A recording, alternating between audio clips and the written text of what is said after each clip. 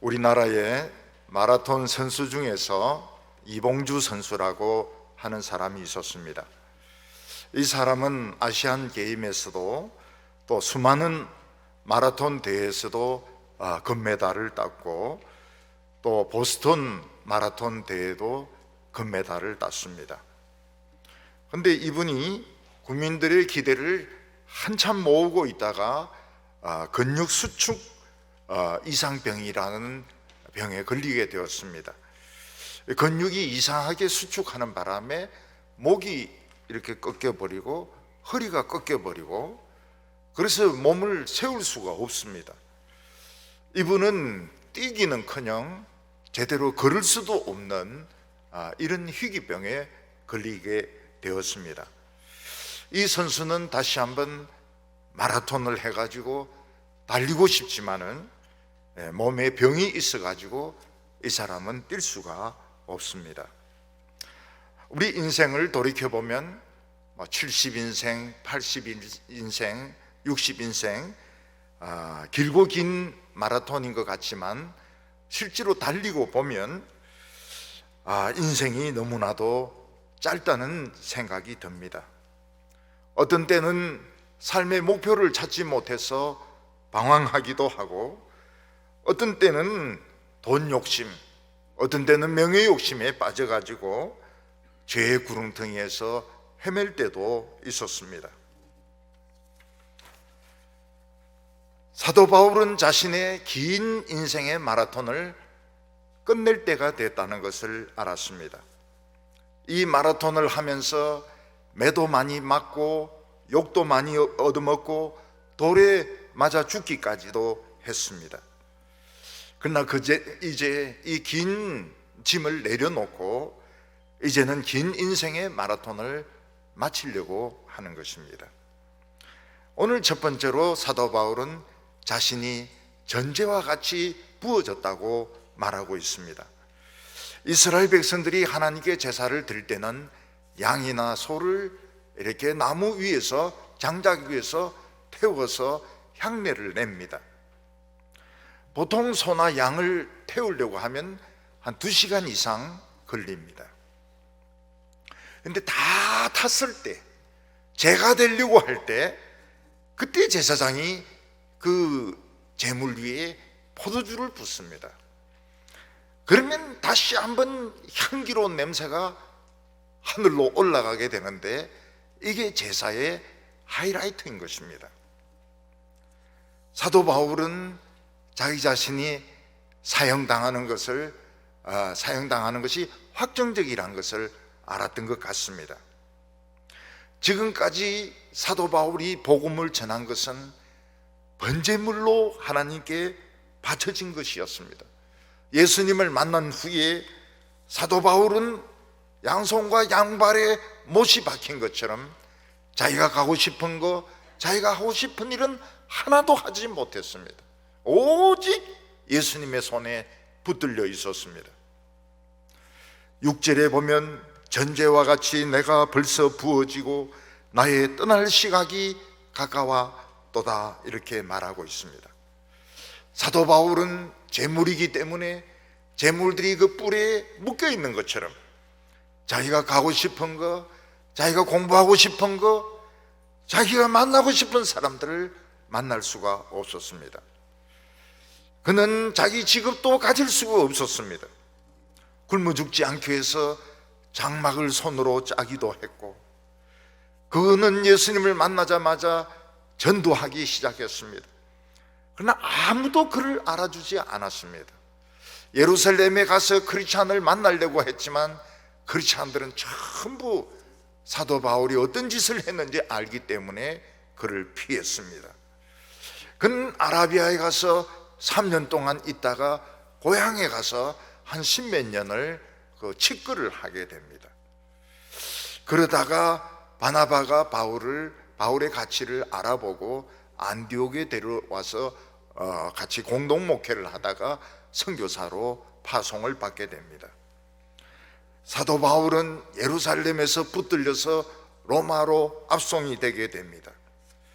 특히 네로가 왕이 되고 로마가 불타고 난 뒤에 기독교에 대한 이 네로의 박해가 아주 심해지게 되었습니다. 사도 바울은 이제 내 처형이 가까워지고 있구나. 그래서 그는 자신의 죽음이 무엇인가 하면 한평생 달려온 이 번제물에 마지막 포도주를 붓는 하이라이트라고 생각했습니다. 사도 바울은 자신의 피와 자기의 물이 한 방울도 남기지 않고 그 하나님께 바쳐지는 제물에 부어지기를 원했습니다. 사도 바울은 자기가 떠날 시간이 다 되어가고 있다고 말하고 있습니다. KTX 이런 고속 열차를 타면은 열차가 떠나기 직전에 방송이 나옵니다. 이 열차는 서울로 가는 메시 KTX입니다. 곧 떠나겠습니다. 그리고는 문을 닫고 사정없이 달립니다. 사도 바울은 이 세상의 모든 성도들, 모든 일들을 다 남겨놓고 하나님을 향하여 떠날 시간이 거의 다 되어 가고 있었습니다. 사도 바울은 자신의 인생을 돌이켜 봅니다. 사도 바울에게 가장 기억이 남는다면은 다메섹으로 가다가 주님을 만난 일이 기억이 날 것입니다. 그리고 고린도나 에베소나 비시디아 안디옥에서 일어났던 그 놀라운 부흥들이 생각이 날 것입니다. 그렇지 않으면 그가 루스드라에서 돌에 맞아 죽었습니다. 심장이 멎었고 맥박이 끊어졌습니다. 그렇지만 다시 살아나서 사도 바울은 복음을 전했습니다. 근데 그런 이야기를 할 것 같은데 지금 기차는 떠나려고 하는데 하나님을 향하여 사도 바울은 지금 곧 떠나야 되는데 그런 말을 하지 않습니다. 7절에 나는 선한 싸움을 싸우고 나의 달려갈 길을 마치고 믿음을 지켰다고 말을 하고 있습니다.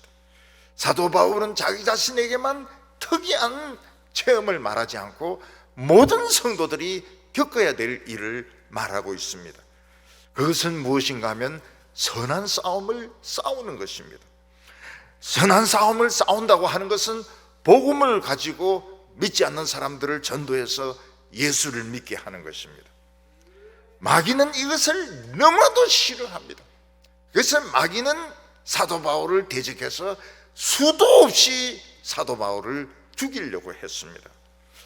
그런데 사도 바울은 절대로 물러서지 않고 그리스도의 칼을 가지고 이 마귀와 싸우면서 마귀를 찌르면서 이 싸움에서 승리했던 것입니다.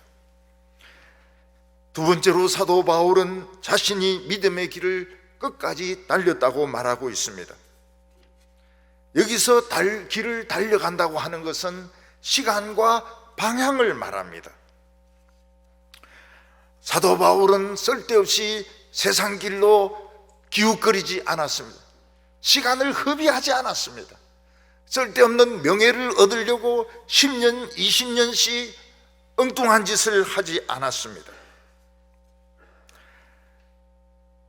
천국 가는 길에는 곁길이 굉장히 많습니다. 그래서 어떤 사람은 목사가 되어가지고 딴 일만 실컷 하는 사람도 있습니다.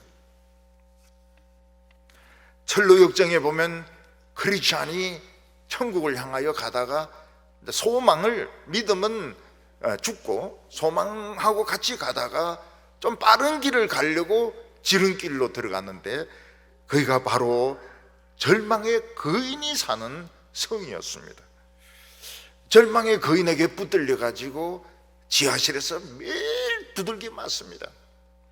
이 절망의 거인의 부인의 이름이 뭔가 하면 자포자기입니다.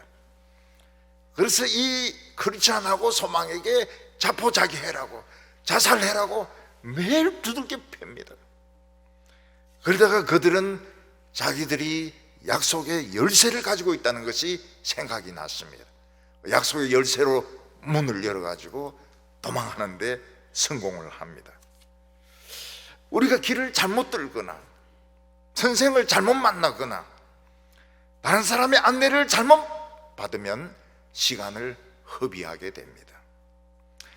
사도 바울은 자기의 길을 찾은 후에 쉬지 않았습니다.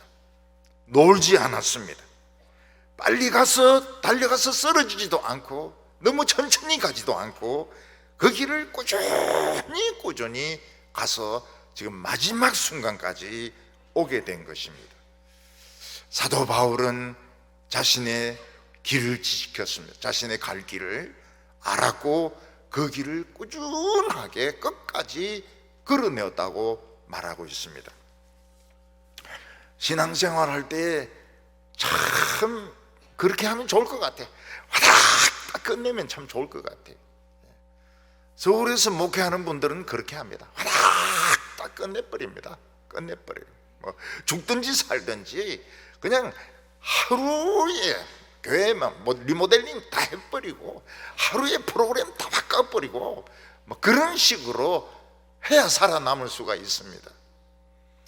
우리는 그렇게 하지 못합니다. 10년을 기다리고 20년을 기다리고 또 30년을 기다리고 길고 긴 세월 기다리면서 우리의 길을 달려가야 되는 것입니다. 그래야 KTX를 탈 수가 있습니다. 마지막에 믿음을 지켰다는 말을 하고 있습니다. 사람들은 다 믿음을 붙들고 있습니다. 그러나 믿음의 대상이 문제입니다. 사람을 의지하는 사람이 있습니다. 어떤 사람은 세상을 의지하는 사람이 있습니다. 어떤 사람은 말씀을 의지하는 사람이 있습니다. 사도 바울은 위기가 올 때마다 하나님을 믿었습니다. 하나님이 하실 거다. 나는 주님의 말씀을 붙들고 있다. 나는 약하지만 말씀을 붙들고 있다. 그걸 믿었습니다. 그는 마지막 죄수로서 처형이 확정되어 있습니다. 그러나 하나님을 원망하지 않습니다. 오히려 다른 각도에서 보니까 이건 비참하게 죽는 것이 아니고 하나님의 제단의 마지막 포도주를 붓는 하이라이트란 것을 알았습니다. 성경에 보면 사도 바울같이 자기를 위하여 산 사람, 자기를 위하여 희생한 사람이 없습니다. 그리고 끝에는 복음을 위해서 죽습니다. 사도 바울은 하나님 앞에서 상 받을 일만 한 사람입니다. 그는 최고의 상을 받기 위해서 모든 것을 다 버렸습니다. 목숨까지 다 버렸습니다. 그래서 8절에 이제 후로는 나를 위하여 의의 면류관이 예비되었으므로 주 곧 의로우신 재판장이 그날에 내게 주실 것이며 내게만 아니라 주의 나타나심을 사모하는 모든 자에게라다. 옛날에는 달리기에 우승을 하면 월계관을 씌워 주었습니다.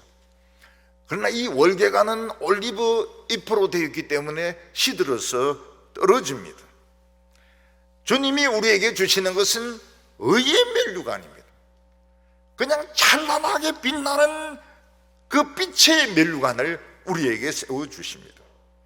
그 빛의 면류관을 써야 천국에 들어갈 수 있습니다. 천국에 이 빛의 면류관을 쓰지 않은 사람은 천국 입구에서 쫓겨나게 됩니다. 사도 바울은 우리 모두 다 순교해야 된다고 말하지 않습니다. 이것은 내게만 아니라 주의 나타나심을 사모하는 모든 자에게니라. 주님을 사모하는 모든 자에게 빛의 면류관을 줄 거라고 말했습니다. 어떤 성도들은 주님이 오신다는 소리 들으면 굉장히 기뻐합니다. 아, 주님 왜 지금 이제 오십니까? 제가 얼마나 많이 기다렸다고요. 아, 이런 교인들이 실제로 있습니다. 저는 그 말을 들으면 감동을 받습니다. 어떤 분들은 세상을 사모합니다. 사람을 사모합니다. 그 명예를 사모합니다. 그런 사람들은 의의 면류관을 받을 수가 없는 겁니다. 오늘 우리 성도님은 내가 무엇을 사모하고 있는가? 내 마음속에 들어있는 것이 뭐냐? 주님이냐? 내 자신이냐? 세상이냐? 그거를 분명히 해야 됩니다. 주님 앞에 갔을 때 주님이 넌 무엇을 사모했느냐? 주님 오시기를 사모했습니다. 이런 대답이 나와야 되는데 다른 일들을 하려고 노력했습니다. 세상에 성공하려고 했습니다. 탈락. 천국 입구에서 탈락이 되는 겁니다. 오늘 여기 보면은 마지막으로 사도 바울은 자기 혼자 싸웠다고 말하고 있습니다. 사도 바울에게 가장 가슴 아팠던 것은 바울의 제자들 중에서 세상이 너무 좋아서 믿음을 버리고 세상으로 간 사람들이 있는 것입니다. 저도 어떤 청년이 글을 다 썼는데 자기 혼자 낙서를 했는데 지저스 퍼스트, 예수가 최고다, 이렇게 써놓은 걸 보고 정말 감동을 했습니다. 너무너무 주님을 사랑하는 것 같았습니다. 그러나 대학교 졸업하고 직장생활 하면서는 사회가 좋으니까 사회로 갔습니다. 교회 나오지 않고 사회로 갔습니다. 몇 번 찾아가서 권면을 했습니다. 교회로 오라고. 절대로 돌아오지 않았습니다. 지금도 돌아오지 않고 있습니다. 사도 바울의 제자 중에서 데마라는 자가 있었습니다. 이 데마는 처음에는 참 잘 믿었는데 마음속에 세상에 대한 욕심이 있었습니다. 그래서 세상으로 떠났습니다. 오늘 청년들 중에서 교회 비전이 없다고 생각하면 교회를 떠납니다. 아무리 찾아가서 이야기를 해도 말을 듣지 않습니다. 술 마시고 싶은가 봐요. 담배 피우고 영화 보고 놀러 다니고 싶은가 봐요. 어떤 탈북한 여성은 자기 신분도 좋고 아버지도 계급이 높아가지고 탈북은 절대로 생각도 안 했다는 거예요. 근데 자기가 제일 친한 친구가 있는데 이 친구는 더 이쁘고 더 노래도 잘하고 더 춤도 잘 추고, 그래서 평창 올림픽에 응원단으로 친구가 뽑혀서 가게 된 것입니다. 이 친구는 거기서 이제 응원하는데 그 한국에 있는 것들이 다 세트라고 생각했다는 거죠. 한국 드라마를 보면서도 이건 다 세트고 가짜다고. 그런데 이제 평창 올림픽을 마치고 응원 다 하고 이제 올라오면서 화장실을 두르게 되었습니다. 근데 화장실에서 깜짝 놀라는 겁니다. 화장실은 누구나 쓰는데 북한에는 최고위급만 쓰는 양변기가 쫙 깔려 있는 것입니다. 양변기가. 그리고 휴지는 얼마든지 쓸 수 있도록 그냥 걸려 있는 거예요. 휴지를 배급해 주는 것이 아니고. 그래서 이 친구는 내가 드라마에서 봤던 것이 진짜구나, 세트가 아니구나. 그래서 친구인데 이야기를 해 주었습니다. 탈북해라. 드라마에서 본 게 진짜더라. 내 화장실 보니까 한국 화장실 진짜 장난이 아니더라. 그래서 자기도 한국 드라마를 열심히 보고 결국 탈북을 결심했는데, 이 친구는 평창에 한번 갔다 왔기 때문에 감시가 심해가지고 탈북을 못해. 그래서 우리가 30년 뒤에나 40년 뒤에 만나자, 그래 약속하고 자기가 탈북해가지고 한국으로 오게 되었다고 말하고 있습니다. 그러니까 이 세상 맛을 전혀 모르다가 백화점에 한번 가고 놀이공원에 한번 가고 고급 호텔에 한번 가면 넋이 없어집니다. 그래서 교인들도 좋은 학교에서도 공부도 해보고 백화점에 한번 가서 물건도 한번 사보고 비행기도 한번 타보고 특실에도 한번 타보고 좋은 차도 한번 타보고, 그래야 이 세상이 별거 아니구나. 별거 아니구나. 제가 한번 시카고에 가니까 그 교회 장로님이 저를 기분 좋게 하려고 첫날에는 벤츠 500인가 600으로 에스코트하고, 두 번째 날은 BMW 700 50인가 그거로 하고, 전 재미가 하나도 없더라고요. 왜냐면 내가 운전해야 재미지 뒷자리는 똑같거든요. 사도 바울은 자기가 재판 받을 때 자기 쪽에 단 한 명도 없었다는 겁니다. 변호사도 없었고 친구도 없었고 제자도 없었습니다. 내가 복음을 변증할 때 내 옆에 한 명도 없었다는 겁니다. 전부 무서워서 숨었던 것입니다. 그러니까 반대편에 있는 사람들이 길길 날뛰면서 사도 바울의 복음은 엉터리라고, 예수가 죽었다 살아났다는 것은 엉터리라고, 그 돈 주고 산 변호사들이 막 떠들어대었던 것입니다. 사도 바울은 로마에서 검투사처럼 혼자 싸워야만 했습니다. 로마의 원형 경기장에 보면 글래디에이터라 해가지고 검투사들이 나옵니다.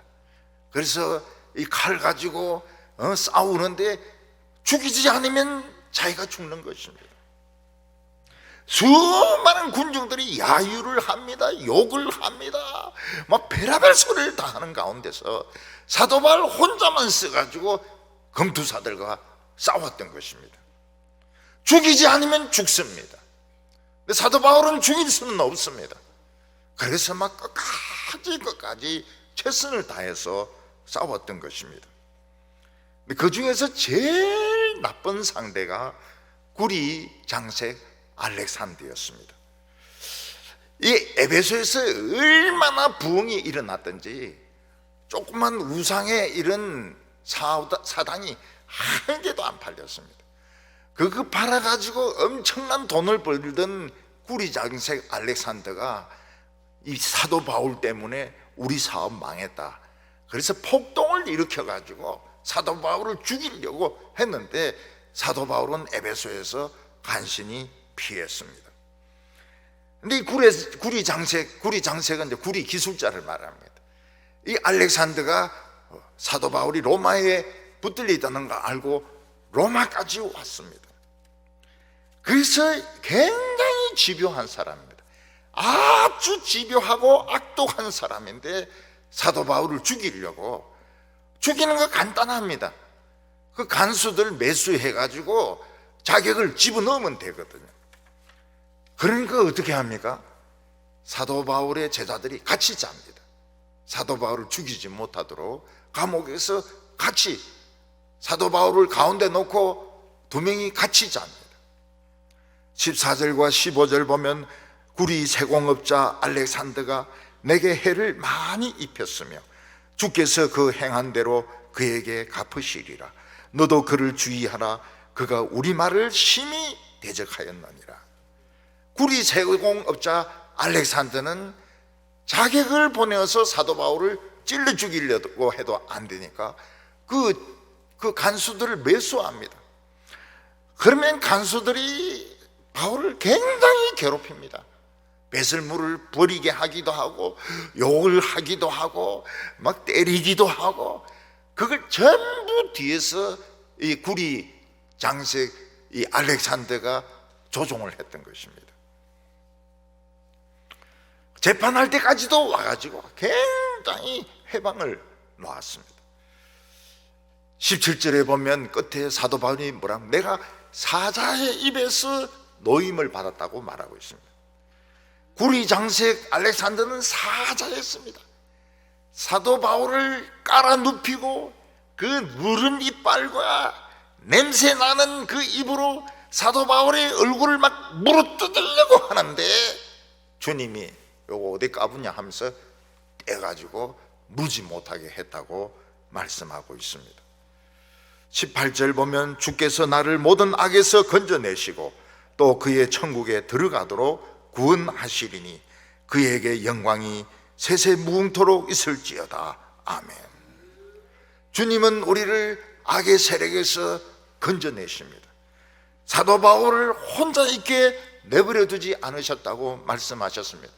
사람들은 아무도 없어 전부 숨었습니다. 붙들릴까 싶어서 전부 다 숨었는데 예수님은 옆에 서서 사도 바울을 쿡쿡 찌르면서 야, 내가 있다, 겁내지 마라, 그러면서 사도 바울을 격려했던 것입니다. 마라톤 결승점이 언제입니까? 은퇴가 아닙니다. 은퇴는 한 4분의 3쯤 달렸다는, 지금 바른 길을 지금 달리고 있다는 도장인 것입니다. 지금까지 바른 길을 달려왔고 지금까지 잘 왔다는 도장이고 4분의 1은 더 달려야 됩니다. 앞으로 최소한도 10년, 20년은 더 달려야 됩니다. 근데 은퇴하고 난 뒤부터 그냥 맨날 놀고 예배도 안 드리고 막 그렇게 하면은 이제 이게 실격이 돼버린 겁니다. 은퇴는 죽을 때까지 교회를 섬기고 마지막 죽음으로써 피로써 봉사해야 되지만은 우리가 나이가 드니까 좀 힘이 부족합니다. 그리고 다음 세대를 또 키워야 발전이 있습니다. 그래서 공식적인 앞장서서 섬기는 자리에서 물러서는 것이지 끝이 아닙니다. 끝은 우리에게 마지막 피 한 방울, 마지막 물 한 방울을 주님을 위해서 쏟을 때가 끝인 것입니다. 끝까지 잘 달려가시도록, 너무 빨리 달려가서 쓰러지지도 말고 너무 천천히 가서 주저앉지도 말고 지금 템포 그대로 쭉 끝까지 달리시는 우리 성도님들 다 되시기를 바랍니다. 기도드리겠습니다. 하나님 아버지, 우리의 인생길은 참 길고 긴 것 같지만 어떻게 보면 너무나도 짧습니다. 지나고 나서 생각해 보면 주님을 위해서 한 것이 너무 적습니다. 자기 고집과 아집에 빠져서 시간 낭비할 때가 많았고 어떤 때는 복음을 대적하고 무시할 때도 있었습니다. 주님이시여, 오늘 저희들에게 새 마음을 허락하여 주셔서 저희들이 끝까지 바른 길을 찾아서 달려가게 하여 주시옵소서. 천국에 의의 면류관을 쓰고 들어갈 때까지 저희들을 인도하여 주시옵소서. 예수님의 이름으로 기도하옵나이다. 아멘.